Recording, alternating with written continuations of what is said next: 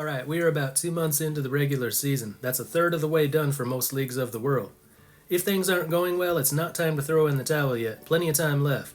That's the great thing about baseball. If your team is good, you'll never have a bad season because of a bad start. There's plenty of time to correct yourself.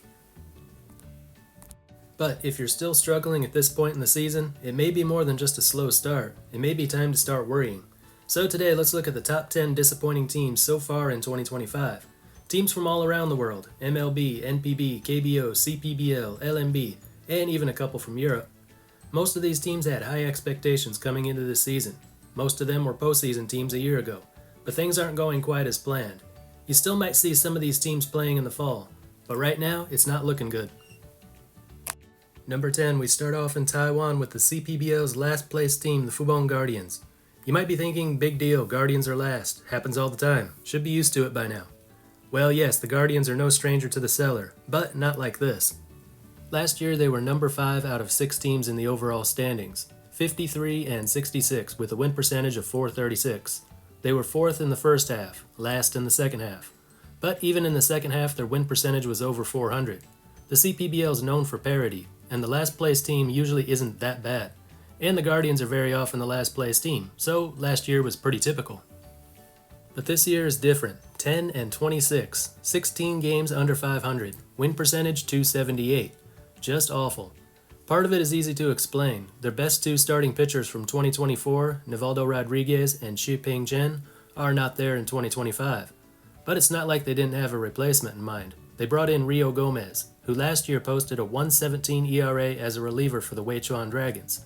The Guardians lured him over with the promise to use him as a starter. Unfortunately, in just his second start of the season, he suffered an elbow injury, and now he's gone. So that didn't work out.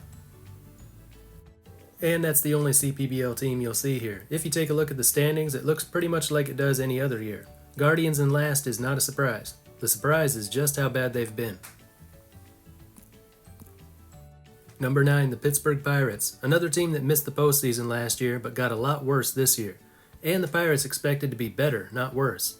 They were 76 and 86 in 2024, last in the NL Central. Bad but not really bad. They had Paul Skeens, Rookie of the Year pitcher, whom they expected even more from this year. Just 10 games under 500, one of the best starting pitchers in MLB, 3 wildcard spots up for grabs. Maybe they weren't favorites to reach the postseason, but they had a lot to be optimistic about. This season, 19 and 35, last in the division, 4th worst record in MLB. A big step back for a team that appeared to be on the upswing. With this team, the blame isn't so much on any underperforming players. Most people blame the management for not making any major additions in the offseason. Sure, things were looking up and they hoped it would continue, but even when it looks like you're heading in the right direction, you gotta be looking for ways to improve, and they didn't do that. Still though, even without any positive changes, they should have been better than this. Number 8 takes us to Germany, where the Paderborn Untouchables are having an unusual down year. Last year they were 2nd in the North Division, which is where they'd been finishing almost every year lately, next to the Bonn Capitals.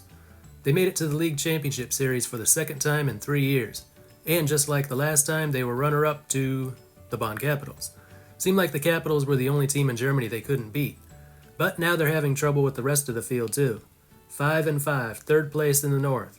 I don't know what's happened with individual players, but as a team, they're scoring a little less and allowing quite a bit more. So problems on both sides, mostly with pitching. Not the worst start you could have, and maybe they'll straighten everything out in the second half, but going from the League Championship Series to being so average is disappointing. Number 7, the Doosan Bears of the KBO. This is a ball club that's used to winning. 7 straight Korean series from 2015 to 2021. 3 championships in that time. A playoff team the last 2 years. 6 games over 500 in 2024. This year, 21 and 28, 7 games under 500, 9th place out of 10 teams. Big drop from last season. Offensively, they're doing about the same. They're an average scoring team. The same individuals that led the way at the plate last year, like Wee Ji-young, are hitting about the same this year. Pitching has not been up to par though. They're really missing Ben Guak, 15-game winner in 2024. He's out with injury and has yet to take the mound in 2025. Also, their closer, Taek-young Kim, has been struggling. But their pitching's nowhere near the worst. In fact, they're not losing badly, they're just losing.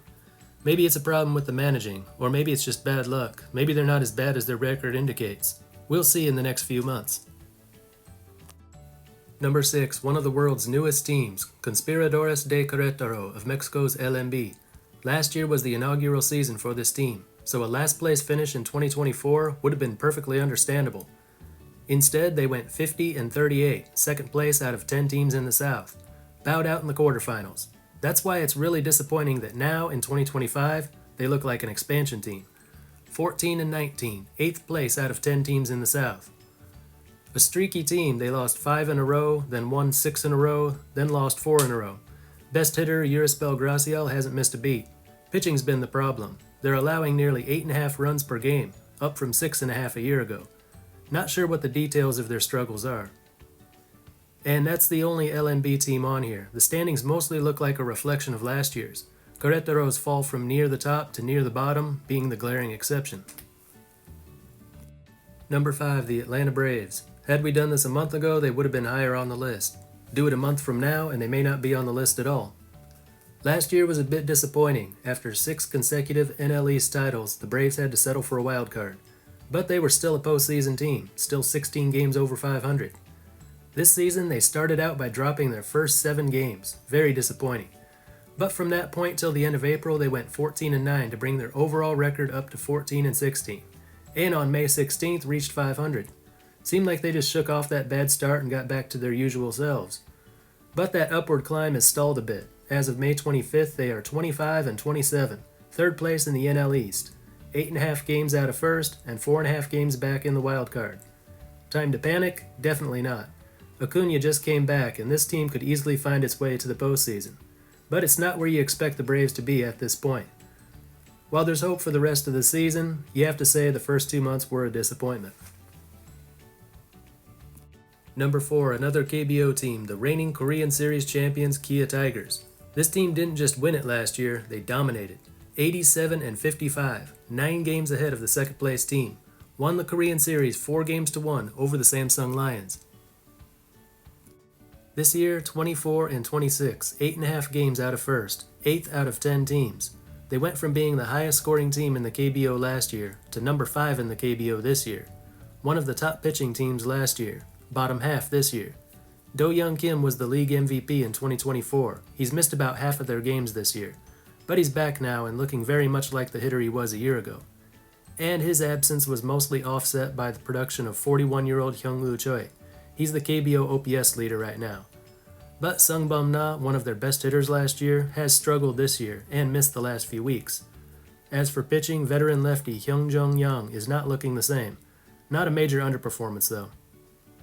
While going from dominant first place team and Korean Series champions to third from the bottom with a losing record sounds really bad, the team isn't really so bad, only 1 game away from a playoff spot. And they've got their MVP back now. They've got the potential to be a contender again, but they've had trouble staying over 500 since the season began. Number 3, from Serie A in Italy, UnipolSai Bologna, a team with 5 Italian Series titles in the last 10 years, most recently in 2023. One of the big 3 teams in Italian baseball, along with Parma and San Marino. Last year, Bologna was 20-10 in the regular season, tied for first, and made it to the semifinals. This year, 5-9, 6th place out of the 8 teams in Group A. Though it should be noted that in Serie A, all the best teams are put into Group A, so it's not like they're in the bottom half of the league, just in their group. But in the Italian league, like most European leagues, a few teams dominate and no one else is ever even close. So when a team falls like this, it's a big surprise. There's no major departure, injury, or underperformance to pin the blame on. Besides, Bologna's always had a good team, not the kind of club that ties their fortunes to 1 or 2 star players. If you took away their biggest stars, it seemed like the worst they could do was slip to number 3 in the league, maybe.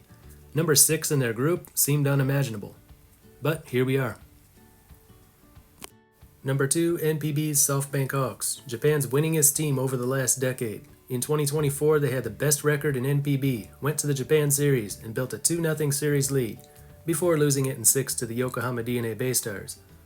During the offseason, no major departures, and they signed starting pitcher Naoyuki Uwasawa, who was returning from a 1-year stint in MLB. The Hawks had reason to believe that after putting up the league's best record in 2024, they could be even better in 2025. but they currently sit at 22-22, fourth out of 6 teams in Pacific League. They had a bad start to the season, losing 6 of their first 7. They recovered from that by the end of the first month. But lately they've been looking like just an average team, winning half their games, losing half their games. Nothing like the Hawks of last year. Some of their players have underperformed. Starting pitcher Kohei Arihara has seen his ERA go from 2.36 last year to 4.50 this year. Slugger Hotaka Yamakawa had an 8.01 OPS last year. This year it's 6.46. Then there's been injuries. Kensuke Kondo, the best hitter in the league last year, only played in 3 games before going down with an injury. Veteran outfielder Yuki Yanagita has only played in 12 games, as well as a few others who've missed time. That's a lot of things going wrong for them. If they stop getting hit with injuries and struggling players get their rhythm back, this can still be a postseason team.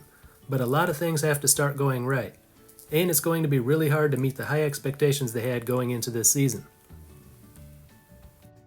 Number 1, the Baltimore Orioles. Quite bizarre how disappointing this team has been. 91-71 a year ago, second in the AL East, third best in the American League. A letdown in the wild card series, but at least they made it there. With most of the big pieces coming back, everyone had them picked to make a return to the postseason. Some even had the O's as their World Series pick. At the moment they are 18-34. Not only are they last in the AL East, but they are a game and a half away from owning the worst record in the entire American League. Their pitchers have allowed the 3rd most runs in all of MLB. Offensively, they rank 24th in runs scored. Run differential of -95 is the worst in the AL, 2nd worst in MLB. This team just looks awful. Injuries are part of the reason for this. Colton Cowser has missed almost all the season. Jordan Westberg missed about half. Gunnar Henderson missed a little time too. Underperformance is a bigger reason. Adley Rutschman, Heston Kjerstad, and new arrival Tyler O'Neill have all struggled at the plate. And that's just the hitting. Starting pitchers Zach Eflin and Dean Kramer have seen a huge spike in their ERA, while new arrival Charlie Morton has an ERA over 7 and a win-loss record of 0-7. Why so many players struggling all at once? Maybe it's just bad luck, or maybe it's something going on within the organization. I don't know. Can this team turn it around and make a postseason run? No way. Call it a season and try again next year. So that's it, the most disappointing teams in the world 2 months into the season. It'll be fun to check back in on this in a few months and see which teams turn things around and which teams continued on the dark path. Anyway, that's all for this one. Until next time, this is Baseball International. See ya.